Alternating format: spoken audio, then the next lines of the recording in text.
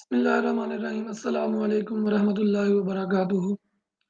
मैं उम्मीद करता हूँ कि आप सब लोग ठीक होंगे और खूब अच्छे से अच्छे-अच्छे कामों में मसरूफ़ होंगे।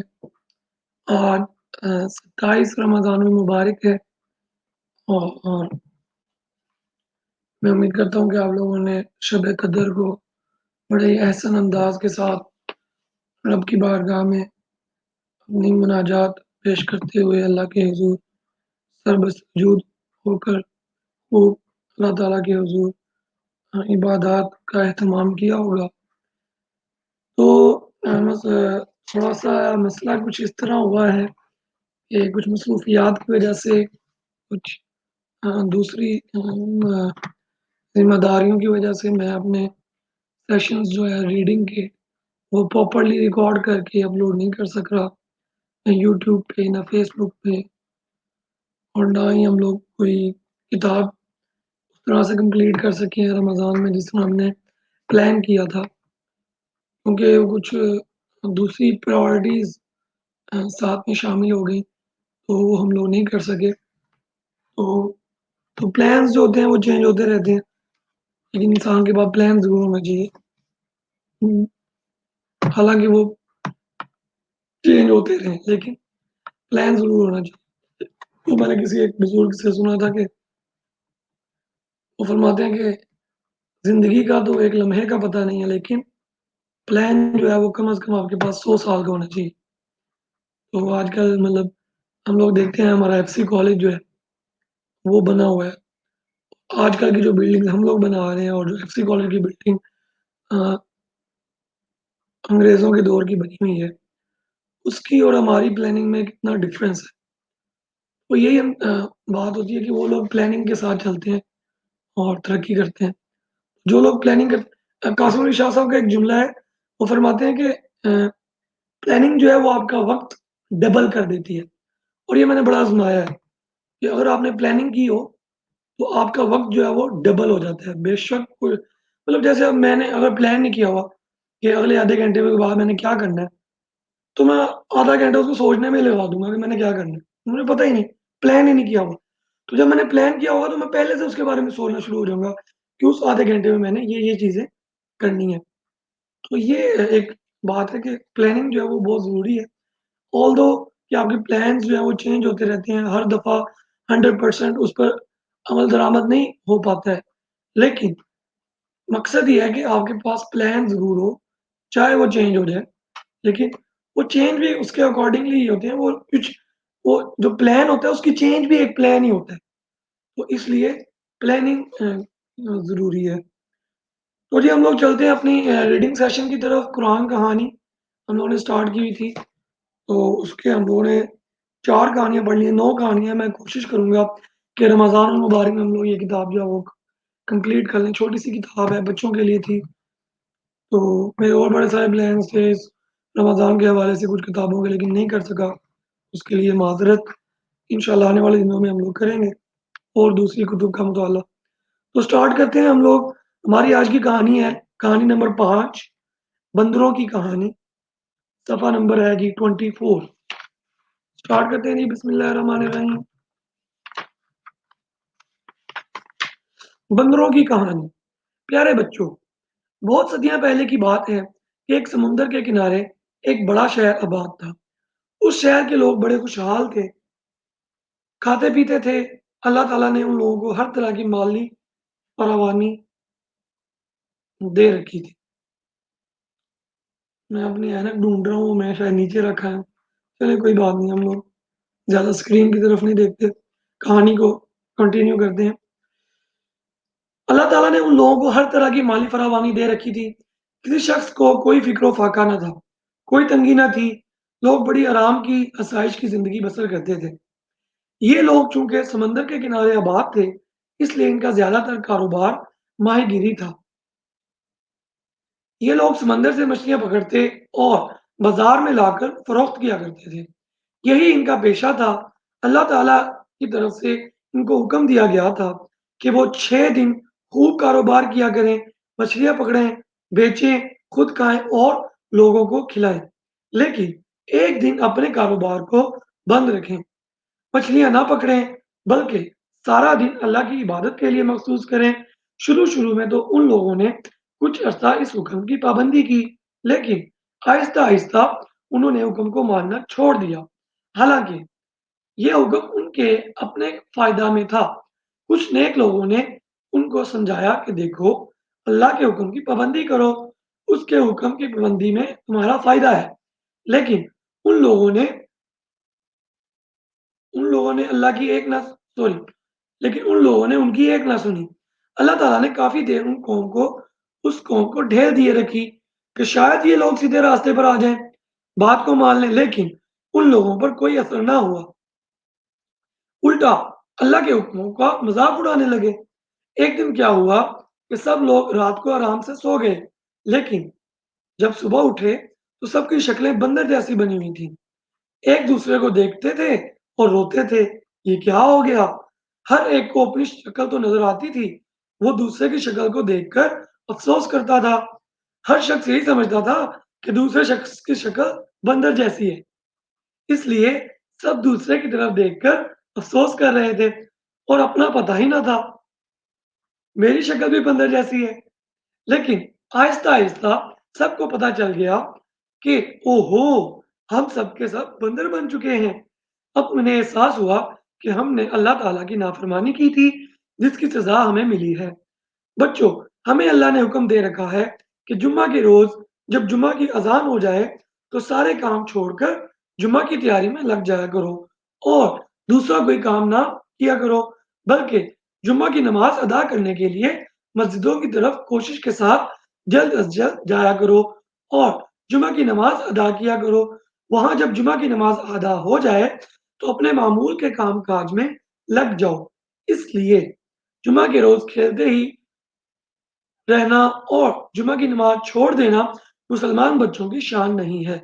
हम देखते हैं कि बाज़ बच्चे जुमा के दिन खेलते रहते हैं और जुमा की परवाह नहीं करते। इसलिए चाहिए कि जुमा के रोज़ अज़ान होते ही हर काम छोड़ दें और जुमा की तैयारी करें। तो जी ये कहानी थी एक कौम थी उसके बारे में ये कुरान पाक में इसका ज़िक्र है कि उसको अल्लाह ताला ने बंदर की शक्ल उनकी बना दी, उस पर अज़ाब नाज़िल किया।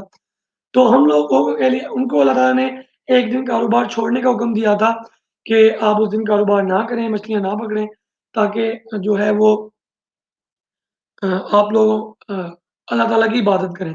तो इसी तरह हमें भी अल्लाह ताला ने जुमा के दिन के लिए हुक्म दिया हुआ है कि हम जुमा के दिन उस टाइम स्लॉट में अल्लाह ताला की इबादत करें, जुमा की नमाज़ अदा करें और उस वक़्त कारोबार ना करें। उसके बाद जो है नमाज़ पढ़ने के बाद अपने तमाम मामलात को देखें। तो अगर हम लोग भी इस तरह से नाफ़रमानी करेंगे, तो हम पर अज़ाब तो नहीं आएगा। अल्लाह ताला के नबी हज़रत मोहम्मद सल्लल्लाहु अलैहि वसल्लम की बरकत की वज़ह से, उनकी शफ़क़त और शफ़ाअत की वज़ह से, उनकी कह लें कि उनकी करम नवाज़ियों की वज़ह से हम पर अज़ाब तो नाज़िल नहीं होगा। लेकिन हम लोग अल्लाह ताला की नाफ़रमानी तो कर रहे हैं। अगर हम लोग जुमा की नमाज़ को दुरुस्त तरीके से अदा नहीं करते और जुमा की नमाज़ के दौरान भी हम लोग कारोबार करते हैं, तो हमारा हाल भी उन्हीं लोगों के जैसा होना चाहिए। अल्लाह ताला करने पर कादिर है कि हम लोगों को भी अल्लाह ताला शक्लें बदल दें, हम पर अज़ाब नाज़िल कर दें। तो अल्लाह ताला से हमें माफ़ी माँगनी चाहिए और अपने अमाल को दुरुस्त करना चाहिए। तो आज हमारे पास थोड़ा टाइम है, 8 मिनट की भी वीडियो ही है, तो 15 मिनट तक हम इसको ले जा सकते हैं। तो मैं अगली कहानी भी पढ़ देता हूँ। अगली कहानी है जी बाबा जी के कबूतर। ये आपको ऐसे सही शो होगा। ये कहानी पढ़ते हैं जी। पेज नंबर 27 है, बाबा जी के 4 कबूतर। प्यारे बच्चों, बहुत पुराने वक्तों की बात है कि फ़लस्तीन के इलाके में एक बाबा जी रहते थे। बहुत नेक परहेज़गार थे, हर वक़्त अल्लाह की इबादत करते और लोगों को भी अल्लाह की इबादत करने की तलकीन किया करते थे। वो लोगों को कहा करते थे कि अच्छे काम किया करो, क्योंकि जब तुम मर जाओगे, तो तुम सबको अल्लाह ताला दोबारा ज़िंदा करेगा और फिर उसके बाद तुम्हारे सारे कामों के बारे में अल्लाह ताला तुमसे पूछेगा।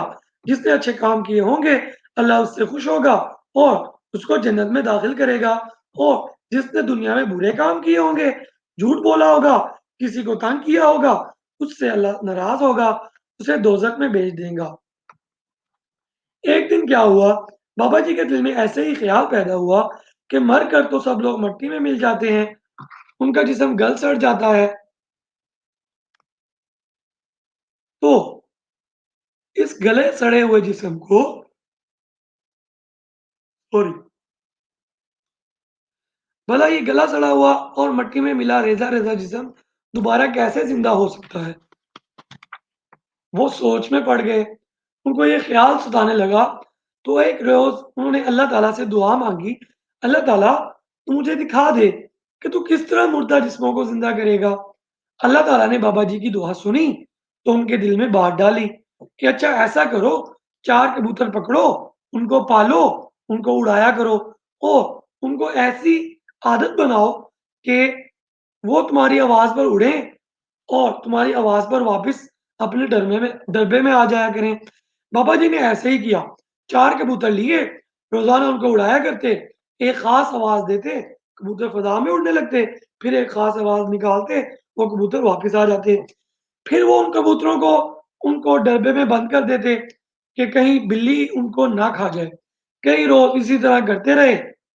अब अल्लाह ताला ने उनके दिल में बात डाली कि इन कबूतरों को ज़िबा कर दो, इनका गोश्त बनाओ, बोटी-बोटी अलग करो और फिर 4 कबूतरों के गोश्त को इकट्ठा करके इर्द-गिर्द के पहाड़ों पर बिखेर दो और फिर वही ख़ास आवाज़ निकालना जिस पर ये कबूतर वापस तुम्हारे पास आ जाते थे। बाबा जी ने ऐसा ही किया। उन कबूतरों को ज़िबा करके उनके गोश्त को एक-दूसरे में मिलाया और फिर सारी बोटियाँ इर्द-गिर्द के पहाड़ों पर बिखेर दी। फिर उन्होंने वही आवाज़ निकाली। देखते-देखते बाबा जी की आवाज़ पर वो 4 कबूतर उड़ते हुए बाबा जी के पास आ गए। बाबा जी बड़े हैरान भी हुए और खुश भी हुए और कहने लगे, "वाक़ई अल्लाह ताला इंसानों को दोबारा ज़िंदा कर सकता है।" बच्चों, ये बाबा जी पता है कौन थे? जी, पता है कौन थे ये बाबा जी? ये बाबा जी हमें कैसे पता चला? हमें बुक रीडिंग से पता चला। तो मैं आपको बताता हूँ, ये बाबा जी हज़रत इब्राहीम अलैहिस्सलाम थे, जो अल्लाह ताला के निहायत बरगुज़ीदा नबी थे। इनका ये वाक़या कुरान मजीद के चौथे पारे में लन तनालू में बयान हुआ है। बच्चों, इस कहानी से हमें पता चला कि हर इंसान के मरने के बाद ज़िंदा होगा और हर इंसान को ज़िंदा होने के बाद अपने अमलों का हिसाब देना होगा और दूसरी बात ये कि दोबारा ज़िंदा करना अल्लाह ताला के लिए मुश्किल काम नहीं है। तो यहाँ पर हमारी आज की 2 कहानियाँ कंप्लीट हुई। मेरा अब मेरे ख़्याल से एक तीसरी कहानी भी हम पढ़ लेते हैं। बिल्कुल छोटी-सी कहानी है। तीसरी कहानी का नाम है जी पेज नंबर है 30 और कहानी का नाम है जी बड़े दादा अबू। स्टार्ट करते हैं जी। प्यारे बच्चों, दुनिया में जितने भी बच्चे हैं, उन सब के कोई ना कोई अब्बू और अम्मी ज़रूर होते हैं और अब्बू-अम्मी के भी कोई ना कोई अम्मी-अब्बू होते हैं, जिनको हम दादा-अब्बू, दादी-अम्मा या नानी या नाना कहते हैं। इसी तरह दादा-दादी और नाना-नानी के भी अब्बू और अम्मी भी होते हैं। बच्चों, ये लाखों साल पहले की बात है। ज़मीन पर कोई इंसान ना था, बस ज़मीन थी, आसमान था और चाँद-सितारे इसी तरह मौजूद थे। इंसान अभी पैदा भी ना हुए थे, तो अल्लाह ताला ने सोचा कि चलो ज़मीन पर इंसान को पैदा किया जाए। चुनांचा अल्लाह ताला ने सबसे पहले बस एक इंसान को पैदा किया। उस इंसान का नाम आदम था। आदम दुनिया में अकेले रहते थे, ना कोई साथी त ना कोई साथी था, ना दोस्त। किससे बातें करें, किसके साथ चलें-फिरें, बड़ी अजीब सूरत-ए-हाल थी। इंसान का दिल बातें करने को तो चाहता ही है। तो आदम अलैहिस्सलाम ने अल्लाह ताला से दुआ की, "ऐ अल्लाह, मैं अकेला हूँ, मेरा कोई साथी तो हो।"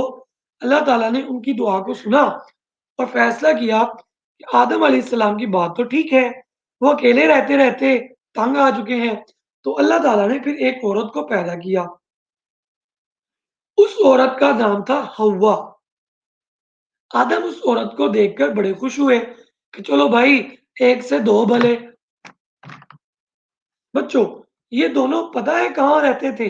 ज़मीन पर तो नहीं रहते थे, बल्कि अल्लाह ताला ने आदम और हव्वा दोनों से कहा कि तुम दोनों जन्नत में रहो, खूब मज़े करो। जन्नत में हर तरह की राहत और आराम था। अल्लाह ने फरमाया, जन्नत के फल, मेवे जो चाहो खूब खाओ, लेकिन एक बात का ख़्याल रखना, इस दरख़्त के पास ना जाना, ये दरख़्त बड़ा खतरनाक है। इसका फल वग़ैरह भी ना खाना, वरना बड़ी मुसीबत आ जाएगी। एक दिन क्या हुआ, आदम कहीं गए हुए थे, हवा घर पर थी। शैतान आकर कहने लगा, बीबी अम्मा क्या हाल है? वो कहने लगी, ठीक है, अल्लाह का शुक्र है। बातों ही बातों में शैतान बोला, बी अम्मा आप इस दरख्त का मेवा भी तो खा कर देखो। बी अम्मा बोली, ना, हरगिज नहीं, अल्लाह ने मना किया है। शैतान कहने लगा, ओहो, आप खाकर तो देखें, बड़ा लजीज है, इसका बड़ा फायदा है। बी अम्मा इसके बखावे में आ गई और फल खा लिया। शाम को आदम आए, हवा ने उनको भी बात बताई और उनको भी खिलाया। बस क्या था, दोनों को इतनी तकलीफ हुई कि अल्लाह कभी किसी को ना दे। जन्नत के सारे फल उनके लिए बेमज़ा हो गए। बेसुकूनी, बेचैनी बढ़ गई। वो जन्नत से बाहर निकले, तो फ़ौरन जन्नत के दरवाज़े भी बंद हो गए। अब क्या करें? अल्लाह ने फिर उन पर मेहरबानी की कि उन्हें ज़मीन में उतार दिया और वो दोनों ज़मीन पर आ बसे। या उनका या उनकी औलाद फूली खुद बड़ी फूली, उनके कई बेटे-बेटियाँ पैदा हुए, कोई अमेरिका जाकर आबाद हुआ, कोई अफ्रीका चला गया, कोई इंग्लैंड, कोई हिंदुस्तान, कोई पाकिस्तान। इस तरह सारी दुनिया में उनकी औलाद फैल गई। तो बच्चों, दुनिया में जितने भी इंसान हैं, वो सब आदम और हव्वा की औलाद हैं। इसी तरह आदम इंसानों के दादा-अबू और उनकी बीवी हव्वा इंसानों की दादी-अम्मा हैं। बच्चों, इस कहानी से हमें पता चलता है कि हम सबको अल्लाह का हुक्म मानना चाहिए। अल्लाह के हुक्म मानने में हमारा फ़ायदा है। जो लोग अल्लाह के हुक्म को नहीं मानते, उनको हमेशा परेशानी आती है। दुनिया में इंसानों को जितनी भी मुश्किलात आती हैं, वो सब अल्लाह की नाफ़रमानी की वजह से आती हैं। जबकि अल्लाह का हुक्म मानने में इंसान का अपना ही फ़ायदा होता है। दुनिया में शैतान हर बुरी बात को अच्छा बनाकर पेश करता है और दिल में इस बुरे अमल को कर, करने का ख्याल पैदा करता है। हमें हर बुरे ख्याल को शैतानी बिकावा समझना चाहिए, वरना हमें भी मुख्तलिफ परेशानियां घेर सकती हैं। शैतान हमारा सबसे बड़ा दुश्मन है। लीजिए जी, हमारी कहानी कंप्लीट हुई। आज हमने 3 कहानियाँ पढ़ी। इंशाल्लाह अगले सेशन में हम लोग दोबारा से कोशिश करेंगे कि इस बुक को कंप्लीट कर दें, क्योंकि सिर्फ़ 3 कहानियाँ बाकी रह गई हैं। अगली कहानियों का नाम है जी, पेज नंबर 33 पे तालूत जालूत, उससे आगे है जी पेज नंबर 37 अब्रहा के हाथी। लो जी, हमारी सिर्फ़ 2 कहानियाँ रह गई हैं, तो हमारी ये बुक कंप्लीट हो जाएगी। तब तक के लिए मुझे इजाज़त दें। अल्लाह हाफ़िज़। अपना अच्छा सा ख़्याल रखें और खूब अच्छे कामों में मसरूफ़ रहें और खूब रमज़ान के आखिरी दिन हैं बस, तो उसकी खूब बरकतें, रहमतें लूटें। Thank you. अल्लाह हाफ़िज़।